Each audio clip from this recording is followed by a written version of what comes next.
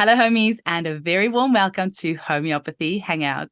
Today, we get to hang out with Dr. Tim Shannon in Olympia, Washington, USA. Welcome to the show, Tim.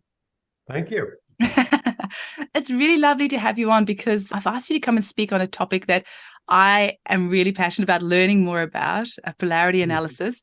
That's the problem with this show. I hear about all these different things and then I think, I want to find out more about that. But there's something about polarity analysis that really resonates with me. I've tried looking a little bit online, but it's still a bit confusing. So I'm really looking forward to getting down to the nitty-gritty with you today. But before we get into all the good stuff, can you tell our listeners how you were first introduced to homeopathy? Well, 40 years ago, probably, I was a young carpenter working in Manhattan, in New York, and I had a fracture of my L5 vertebrae many years younger, doing knucklehead things that boys do at times, climbing cliffs and falling off cliffs and stuff. But in my 20s, I had some chronic low back pain and some depression. And it's so long ago, I don't remember the details all that much, but someone referred me to this fellow who we called a homeopath, and I didn't really know anything about it. And I went to see this guy, and he talked to me for an hour and a half or so, and then he gave me a little powder of something. And then I left, and he said to come back in 6 weeks or 8 weeks, I don't remember. And I think he was a high potency prescriber, so I think it was a 10M, if I'm not mistaken. So then I came back 6 or 8 weeks later, and he said, "So, how you doing? Did that medicine help?" And I said, "I don't think that powder did anything." And he said, "Oh, so you're still having the back pain?" And I said, "Was I having back pain?" And he said, "Well, yeah, that's what you told me. That's one of the reasons you came." And I said, "Oh, well, I guess maybe that's better. I haven't really had back pain." And he said, "What about the depression?" And I said, "Was I depressed too?"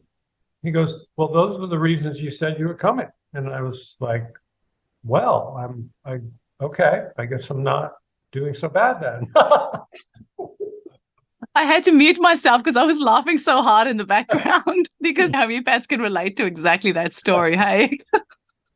Yeah, so that was kind of my beginning.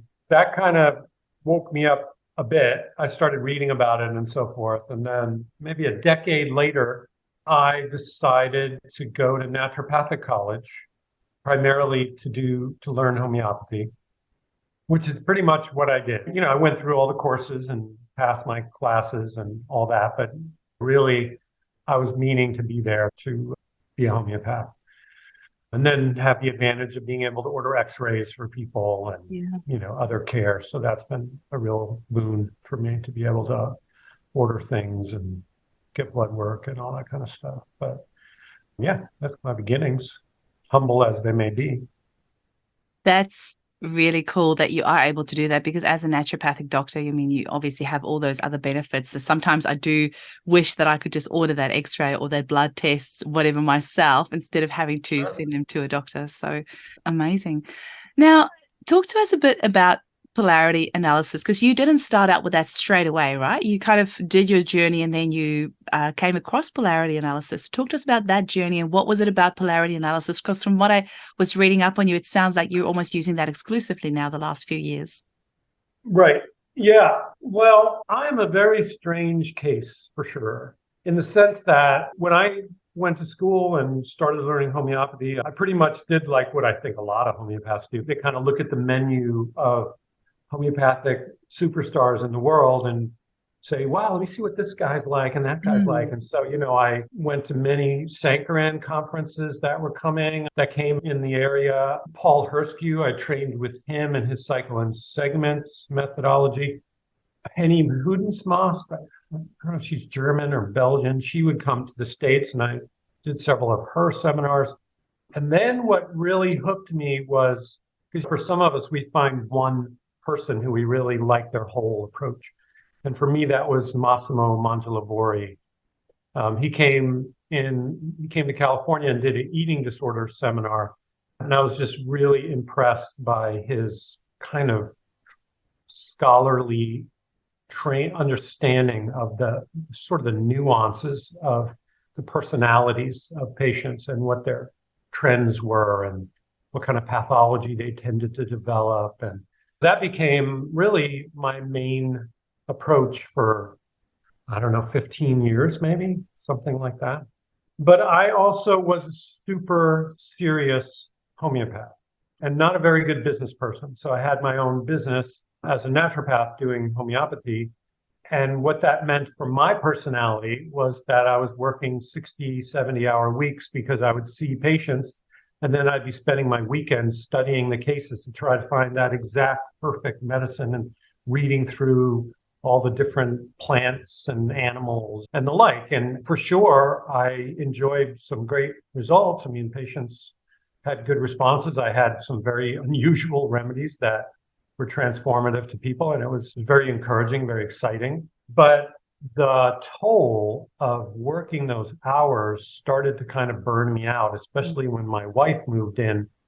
She was like, "You're no fun to be around because there's no time to be with you. You're studying all these cases all weekend long." And so at some point, I kind of burned out and was kind of honestly looking for a different line of work because, I had a lot of expenses from medical school. And so that led me to move up here, Olympia, because we got a job offer. And when I first started, I got trained in intravenous therapies and started seeing cancer patients and doing IV therapy. And homeopathy sort of started to fall to the wayside. And I started trying to see what it's like to be like a naturopath, because I've never really done that. And in the process, a patient would come in and they'd have a daughter that was very jealous or something. And then I would talk to the parent a little and go, "Wow, this sounds like a nightshade." And then I ended up falling back into homeopathy again. And then at one point, probably 2016, I'm thinking, it could have been 2015, I'm not sure what it was, but I read Heiner's study on ADD, a crossover double-blind study. And in the study, he got an 87% success rate, which I was like, that's not real. That can't be possible. Nobody gets those kind of outcomes. But I read the study and it seemed really legitimate. And I was like, could this be real? And then it turned out that this guy is seeing 40 patients a day. And I've interviewed him myself. And I found out when he did the study, he was seeing 40 patients a day. He didn't change his practice. He just did the study while he was seeing the same volume of patients. And so I just couldn't really, that just seemed crazy. So I got his two books, the one on ADD and the other one, the general one. And, at that point, my practice had changed because when I moved from where I was in Oregon to Washington, in Washington, we bill insurance for patients, which meant that I couldn't sit down with patients for 2 hours or 2.5 hours for an intake like I used to do.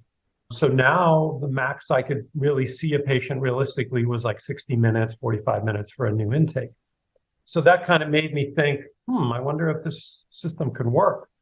And so I started using it. I would see some patients using my old Massimo approach, and then I would do the polarity analysis method with people either that I had failed to help with the Massimo approach or just people that I thought for some reason they might be a good trial. And right away, I was surprised. I mean, really shocked by how easy the system is to get great outcomes on even, objectively very challenging pathology and health complaints. And that gradually, over the course of maybe a year, converted me to the point where I rarely ever did the Massimo approach.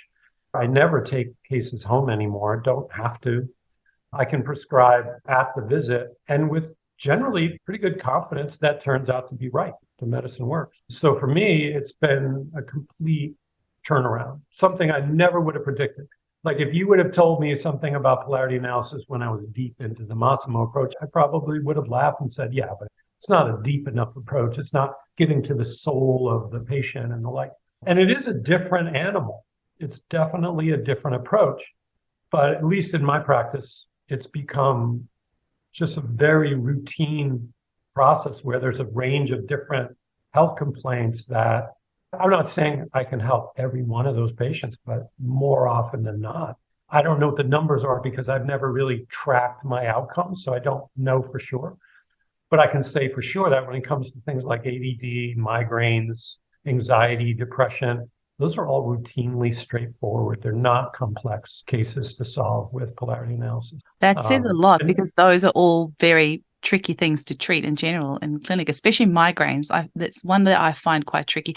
I've had really good, well, I wouldn't say really good results. I'd say with migraines, maybe 50-50, because it depends on so many different things. But migraines especially, and I actually once asked one of my mentors, she's got like 40 years experience. I said to her, what's your success rate like in migraines? Because I feel like I'm not having as good success as I do with many of my other complaints. And then she said as well, probably like 50-50.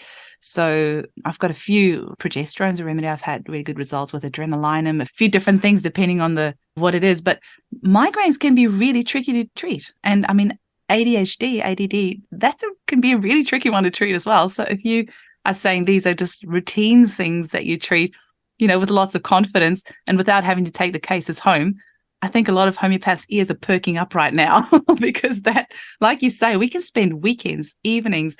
A lot of homeopaths partners, unless they're homeopaths themselves, are not very impressed with the amount of time that we spend outside working on cases. Yeah, I think there's been some divorces as a consequence. Yeah, it wouldn't surprise me. Yeah. So, like, in terms of what you're saying, there's many things that I think are really conspicuous about what Heiner has done. But one of them is that in the ADD study, I don't remember the exact number, but I think the number of patients in the study was like 64 or something once they had scrubbed it all down. I think it was like 64 patients. So it wasn't a huge cohort. But he got that outcome, 87%, with 18 remedies. And of course, many of those he used several times, like Lycopodium and Calcarea.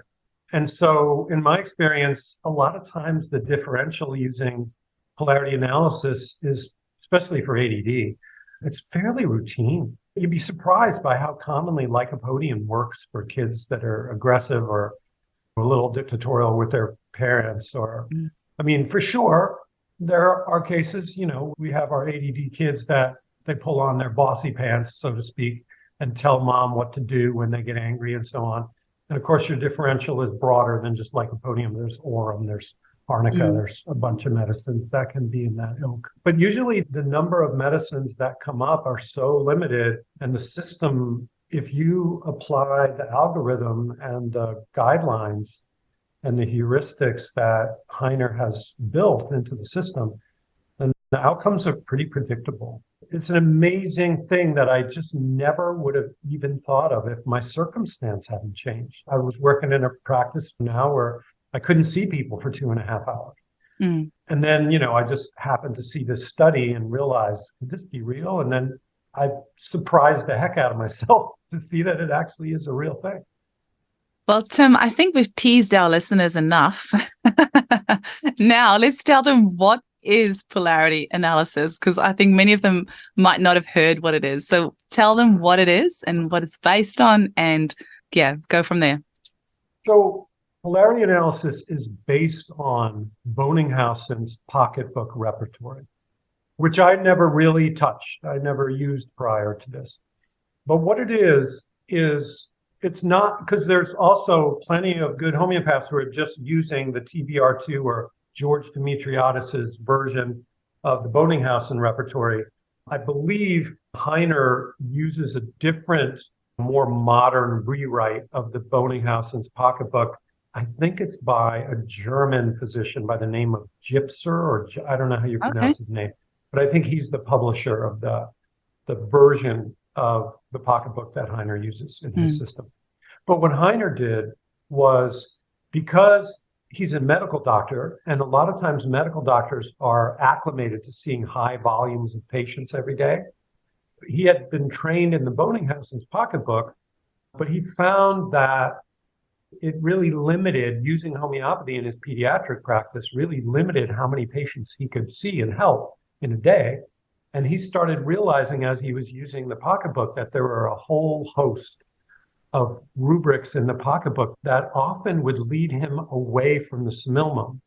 So for instance, he started using the pocketbook and computerizing it and simplifying the system. Like, for instance, I think the pocketbook has about 3,000 rubrics, if I'm not mistaken.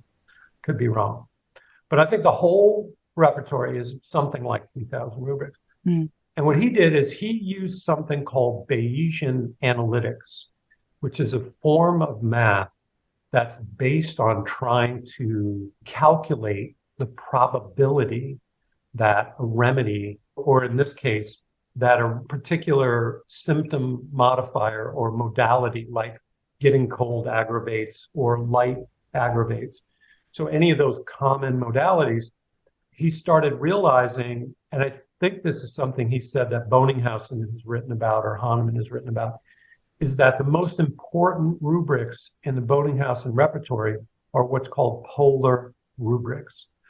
So that means rubrics that talk about the dynamic change that happens, like, okay, let's talk about migraines, for instance. So patient doesn't have migraines, right? So right now they don't have one, and then they start getting a migraine.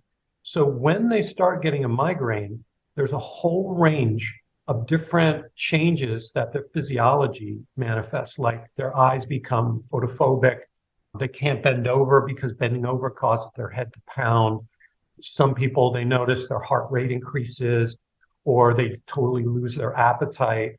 So what he found is when you take rubrics that are polar, meaning you either lose your appetite with migraines or you get hungrier with migraine, which is something I've never seen so far. Usually it's you lose your appetite. But he started realizing, looking at rubrics that are polar opposites, like the person now with their headaches, they get a chill when they get a headache, or they get overheated and they got to take layers off, or they got to open a window and get fresh air. All of those have polar opposites. Like you're either better by cold or you're better by hot. You're better by Lyme or you're worse by Lyme.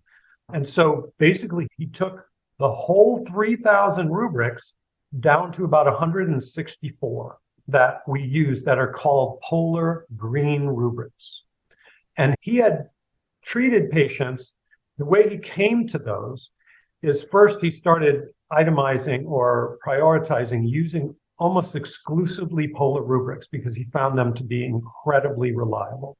But even then, he started kind of using an analysis where, let's say he took a migraine patient and it took him 5 tries to find or 4 trials to find a medicine that ended up solving the case. So then he did an analysis and he started looking at some of the rubrics that had led him away from the medicine that eventually cured the case. And he did this over thousands of cases. And he started calculating which rubrics routinely were unreliable. And he shaded them red because they more often would lead you away from the curative medicine than towards it. Then he had other rubrics that were equivocal, meaning they sometimes were helpful and sometimes would lead you away. And he graded them as yellow. And then lastly, the rubrics that were the most reliable are almost all polar. I think most all of them are polar, meaning hot or cold, better lying or worse lying. And then he shaded them green. And so when you're using the system, you strongly prioritize the green. I virtually never use any of the red rubrics, which is almost the whole repertoire. So in one fell swoop, he shrunk the complexity of the system down to what he's calculated out as the most reliable sections of the repertoire. And so that's kind of the basic process. I mean, there's a lot more nuance to it. I can show you like maybe a screenshot of a typical case, for instance, to show you how it kind of looks, but maybe because, I'm just talking in the Yeah, that will be great because we will share it, if you're okay, we'll share it on YouTube and on Rumble as well. I just want to clarify the word polar. So are you meaning like as an opposite to their natural state? So if they naturally are a very hungry person, but now they have a migraine and they are not hungry at all? Or do you mean, like, I'm just trying to clarify that part a little bit. And I think I'm confusing myself because I watched a couple of videos of Heiner online and read a few things. And he was saying, for example, pulsatilla is thirstless. If you look at thirstlessness, pulsatilla will be in there. But also if you look at thirst, pulsatilla will be in there. You know how sometimes the same remedy will be in polar opposite rubrics. So then I was wondering, is that depending on the polarity with that, or? So polar is the simple description that you mentioned initially, that if you have migraines and you normally have a normal or high hunger, and then it gets blunted with a migraine, then you would use that. That's a polar opposite to their norm. To their norm. Okay. So that's, okay. But polar, I shouldn't say it that way. I should say polar opposites means someone's hungrier or less hungry. Somebody has a higher sex drive or a lower sex drive as a consequence of their Lyme disease or whatever it is. And so that's what you're looking for. What you're looking for is if this is the patient when they're asymptomatic or minorly symptomatic, and then their arthritis flares, then you're gathering basic polar symptoms like the person gets much more inflamed from being in a damp context. Or some patients with arthritis, once they start moving, the Rus-Tox variant, then it starts to oil up their synovial fluids and then they feel better from their pain. And you have other patients, the more they move, the worse it gets. So you're tracking how each of those polar changes occur that are deviations from their normal health. Okay, so their natural state, and then with all of their symptoms, what is the biggest variant of what is their natural state? Yeah. So like I'm looking at a couple of cases here. I'm trying to see if there's one here that would be kind of fun to walk through because there's an easy way to remove the name of the patient. So here's an example. So this is a woman in her 30s. She's post-COVID. And since COVID, she's had this right air congestion, lethargy, depression, and a partial hearing loss. Okay, so this was real recent. This is June 22nd. So in her case, she noticed that when she was lying on her right side, that congestion got worse, that she's now getting these kind of flushes of heat. And when she does, she's concomitantly, she doesn't take off covers. She just keeps them on. She's better with her symptoms, which she's overall moving rather than being idle. But she's become more movement averse since COVID, meaning she's more fatigued, and so then it's harder for her to get herself out of bed and get moving. She's having difficulty hearing. So you can see this is shaded yellow, which is a rubric we tend to use less often because these green ones, they all have a P on them, meaning they have a polar opposite, like the opposite of lying on the right side worse would be lying on the left side worse, or lying on the right side better. That's another polar opposite. She's noticed that ever since she's got this kind of lethargy going on, she's more irritable with her child, markedly so.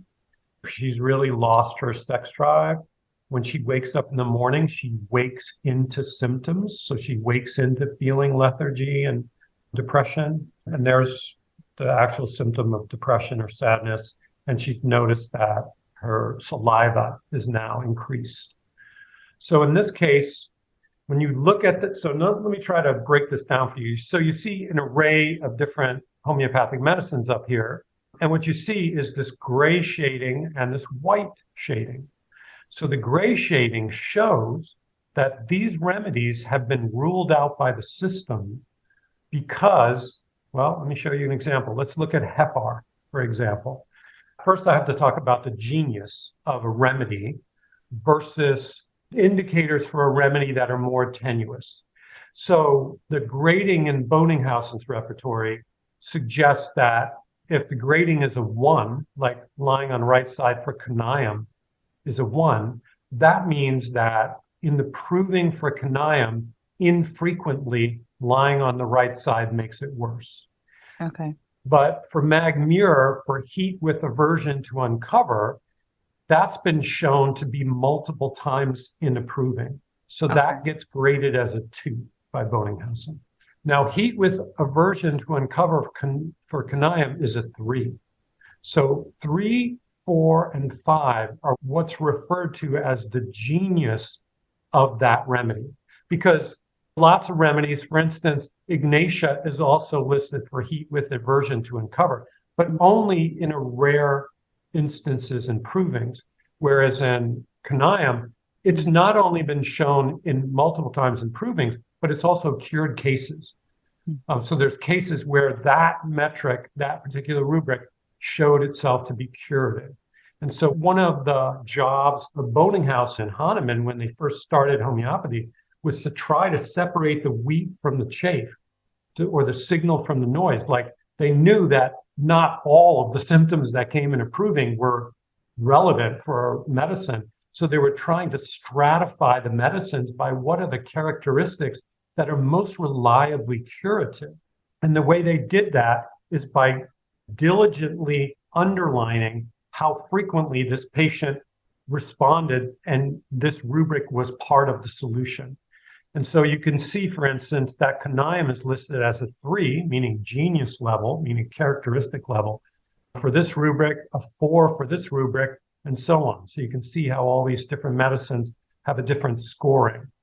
So in polarity analysis, those rubrics, those remedies that are shaded gray have been ruled out by the system because according to Heiner, and he says this is also something Bonninghausen has suggested, is that if you have a polar opposite to what's true of your patient, like in this case, HEPAR is ruled out because HEPAR's genius is more often to be worse from movement, not better. Or similarly, Mercurius is also tends to be worse from movement more often than better. So from Heiner's perspective, if you have arsenicum, right? Let's say you do a polar spread and arsenicum is the first medicine that comes to the fore. Well, everybody knows that arsenicum is super thirsty and their mouth is dry and they want to take sips, right? That is a genius level characteristic of arsenicum. So if you have a case that every single rubric fits arsenicum, except your patient is super, super dry and has no thirst at all, then this system will shade it gray and rule it out. Okay. Because from a genius characteristic, you can't rely on that medicine to work. Even if it's just one rubric that's genius level, from Heiner's work, that's going to rule it medicine out. That's really interesting because we do get taught that you match the client to the remedy, not the remedy to the client. And so we get taught that there's never going to be a case where all of the symptoms in the remedy are going to be found in your client. But what you're saying is there are some symptoms within that remedy that is so strong and so reliable, for example, sulfur with heat or rust tox, better movement, that if your client does not have that, it has got the polar opposite of that, then you shouldn't use that remedy. So if your client is worse for movement, but everything else fits rust tox, then you wouldn't give that. Yeah, and I should put a caveat in there. Okay. This guideline that I'm articulating here is specific to polarity analysis. So there's a range of different heuristics and guidelines that are specific to this system that don't really apply to a lot of the more modern methods, which have a much broader palette to look from. The whole sort of benefit of polarity analysis is that you're using a much smaller set of rubrics. Like I said, 168 or 163 is the ones that you most commonly use. You rarely use anything else in the repertoire. And then what that means is the Bonninghausen pocketbook is comprised of like 133 remedies. But of those, you really only use about 80 to 100 because many of the other smaller remedies are so small that they almost never come up. They have almost no characteristics in the time when the Bonninghausen repertoire was completed. Does that make sense? Yeah, that makes sense now. So you're using a system that is much less complex, but it relies on very specific guidelines and the back end that he built into the system. So for instance, in this case, all of these remedies are ruled out, so I don't even have to waste my time trying to differentiate them. So I just ignore them. And so then I'm looking, usually the curative remedy in polarity analysis is going to be between the top 3. Often it's the top 2, but sometimes it's the 3, and occasionally there's an odd duck medicine over here that's the right one. But on a day-to-day basis, it's usually one of these 3 medicines in my experience. And in this case, I started asking this patient for a differential to try to see if I could narrow down and see which of these 3 medicines mostly fit. And one of the characteristics that I've seen commonly in Magmur and Napmur chlorides and muriaticums is that they often have their mind gets overly focused on past negatives and hurt feelings and disappointments and the like. And when I asked the patient about that, she just laughed and said, "Oh my God, that is so true for me. I can't even stop myself from just constantly." There's bitterness. And the other piece of the depression here, which I neglected to say, is this patient just went through a divorce. And so part of the depression and bitterness And resentment is allied to this whole context that she's in the middle of when she comes to see me. So I gave her Magmure, and I haven't had a follow-up with her yet, but she just sent me a note saying right away her mind just released and doesn't do the reiterative thing anymore. And she's feeling better. And I think it's 10 days out. So I don't know yet. I have to do a follow-up. But this is just an example to show you the process of how it works. So like in a case like this, you can see there's not a ton of rubrics being used, but they're very specific to what's changed. So this is basically a never well since analysis, where you're taking a patient who enjoyed good health prior to a COVID infection, and then she got these lasting symptoms. So it remains to be seen if the medicine, if Magmure is going to reverse more, because right now she's saying her energy is better and the mental rumination is better. So I haven't had her back for a follow-up to check about the hearing and the right ear congestion. Oh, no, she said the ear congestion was now gone. Mm. So it's not a complete case yet, but this is just an example to trot out the system to a certain degree. There's a lot more nuance to it, but this is the kind of broad stroke. Does that help? It really does. And do you think that this is a process that is really good for new homeopaths? So you can become so overwhelmed, or is it more for people who have, is it basically for anyone, or would you suggest this for new homeopaths or homeopaths who have been at this for a little while? Is there a particular subset that you find really embrace this method more so than another? This is theoretical, but in my mind, polarity analysis is the secret weapon that if it was employed broadly to students, personally, I've been doing some training with it for, I think we're 3 years in, but mostly we're not doing beginners. We're not doing people who aren't homeopaths. We're not teaching basic homeopathy. We're teaching secondary education, people who've already done some kind of homeopathic training somewhere. But my own sort of vision of polarity analysis, where it's uniquely qualified to work, is for beginners. And in particular, if we ever want to start getting medical doctors, and in particular holistic medical doctors or acupuncturists or nurses, people that are already trained, that are busy people. I haven't tested out this hypothesis, but I'm pretty sure using this system, it's possible to train some of these people in 6 months or a year and have them already be seeing awesome outcomes without having to do in-depth studying of materia medica and reading through old books and the like. I know a lot of people feel like that's heresy to say, oh my God, you don't have to read all the books. But I'm pretty sure this is a system. It's not a simple system, but it's dramatically simpler than most of your contemporary approaches.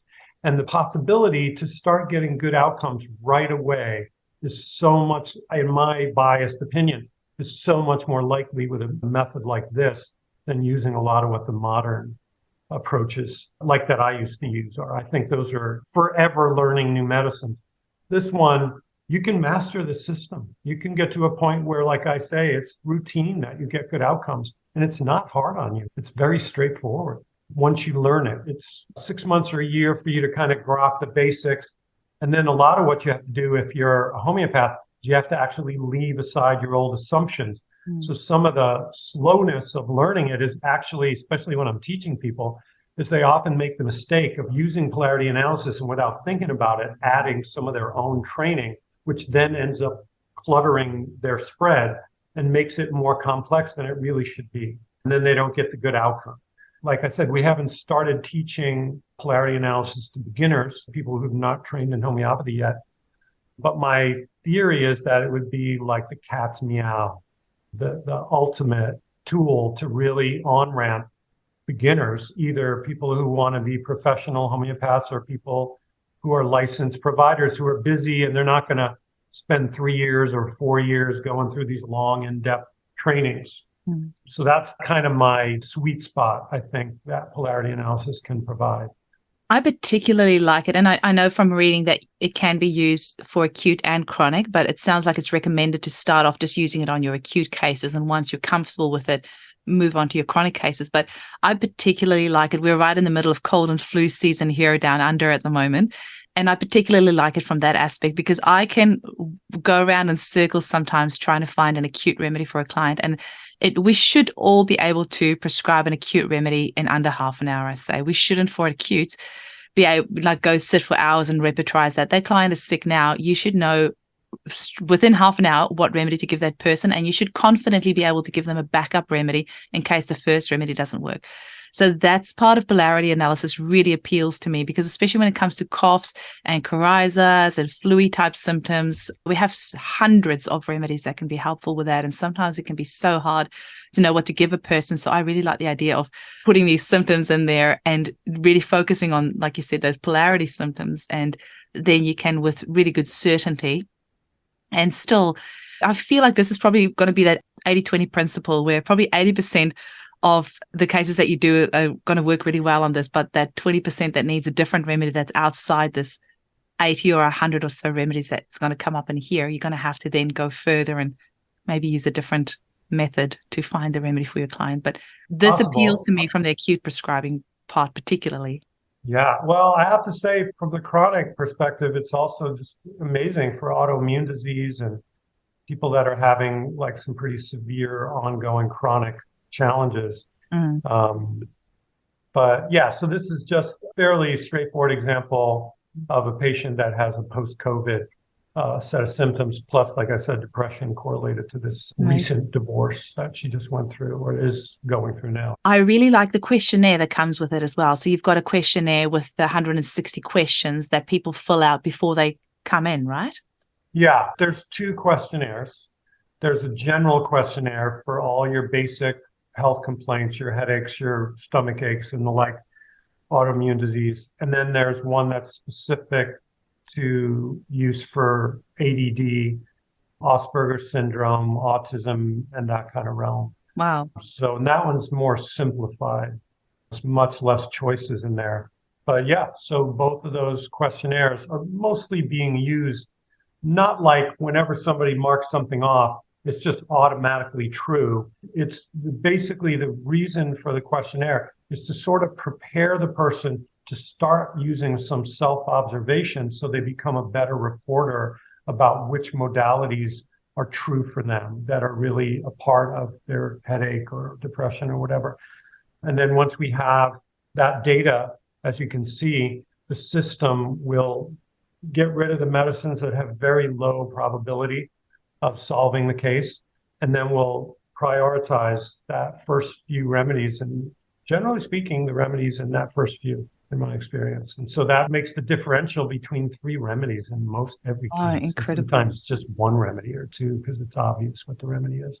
The other piece to it is if you're using sepia and lycopodium and all of these common remedies and seeing good success with them over and over again, when you see somebody come in, that lycopodium is there, but ipecac is there, and ipecac doesn't come up that much. Like this patient I had recently with, I don't know if you see much of these down under, but I've been seeing a pretty good steady flow of patients that have had one of the COVID vaccines, and then consequent to that, they've had some very unfortunate side effects that remain for years. It's keeping us so busy, and even a couple of years on. Oh yeah, but this one patient, for instance, I had, because I so routinely know the characteristics of lycopodium and sepia, they came up first, but ipecac was the next one up. And when I did a differential with her, it really looked good for ipecac, and she's had a dramatic turnaround. So that's one of the great things about when you get to know old familiar medicines and see all the different realms, that sometimes you're surprised how commonly, like I'm surprised how commonly aconite cures long-term seasonal allergies. I never would have thought that.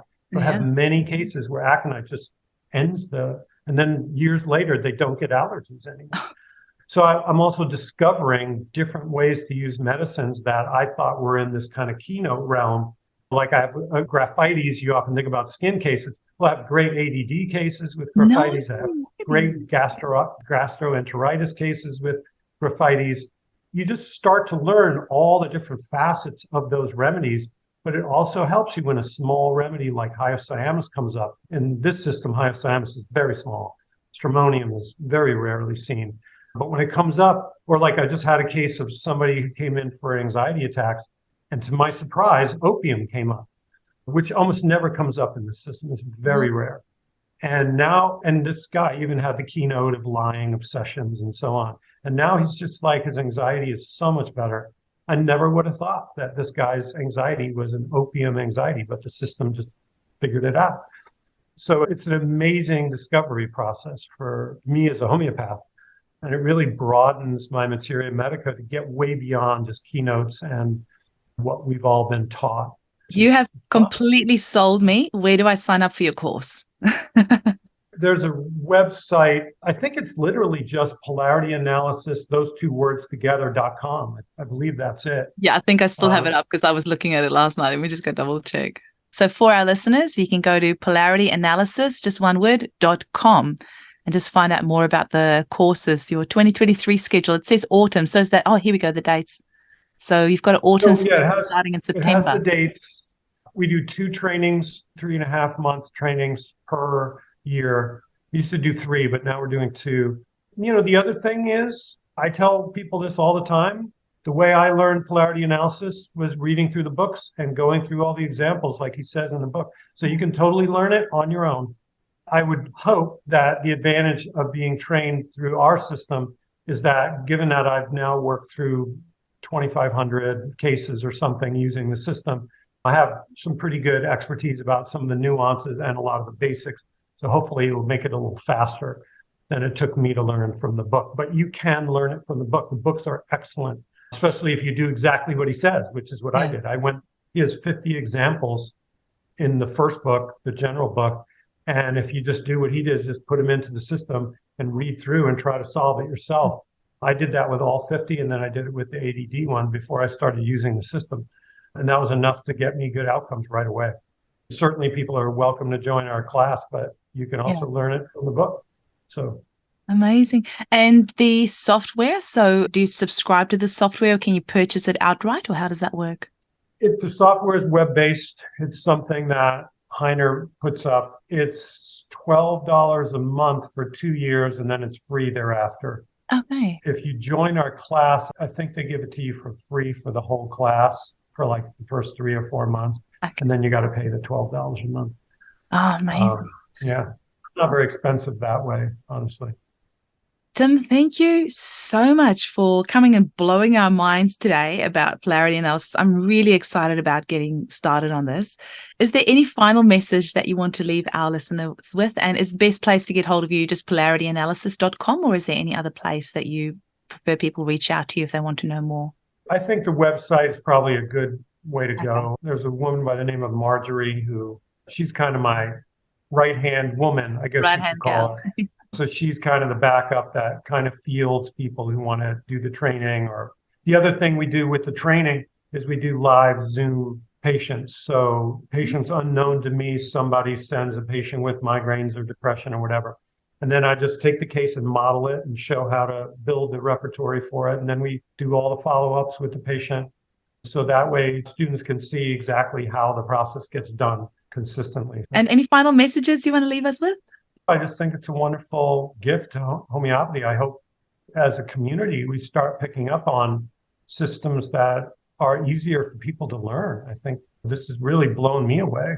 That's for sure, compared to the kind of work I did in 70-hour weeks. It's a blessing. It's a blessing, and it's bizarre. It's like the paradox of homeopathy. You actually help, or me, I help way more patients with way less work, with tiny amounts of remedies, where I used to think the more remedies you know and the more theories you know, you're able to help more people. But that never happened for me. I got to a point where I was able to help a certain amount of people, but then I learned more and more remedies, but it didn't equate to helping more people. So this is the system that, for me anyway, really changed that dramatically.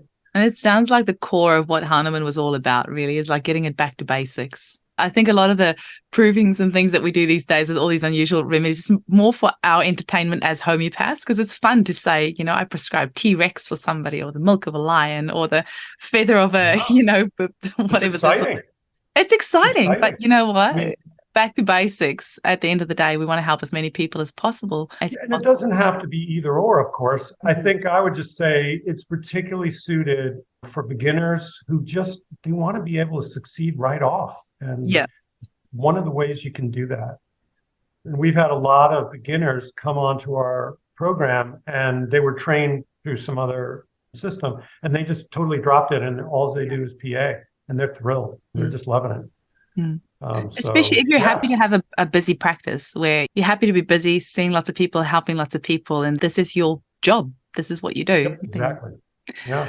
Well, Tim, thank you so much. I really appreciate your time. I'm super excited about cracking into this. Thank you so much. You're welcome, Eugenie. A real pleasure.